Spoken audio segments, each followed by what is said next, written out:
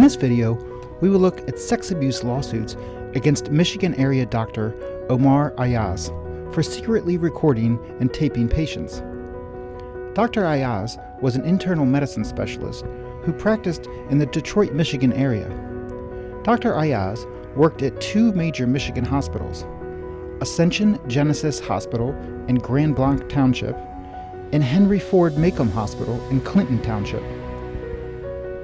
Recently, Dr. Aejaz was arrested and charged with secretly recording his patients using hidden cameras, capturing deeply invasive images of patients, including children and adults, often while they were unconscious or undressed. Victims are now bringing sexual abuse lawsuits against Dr. Aejaz and against the hospitals where he worked and made his secret video recordings.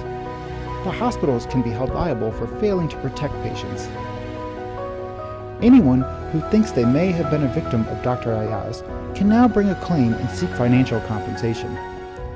You don't need to have proof that you were recorded to seek justice. Victims are entitled to compensation for the emotional and psychological trauma they suffered simply from learning about their doctor's abuse. You may be entitled to compensation even if you never saw a recording of yourself, but were just treated by Dr. Aejaz and now suffer from anxiety, fear, loss of trust in medical professionals, and other psychological injuries.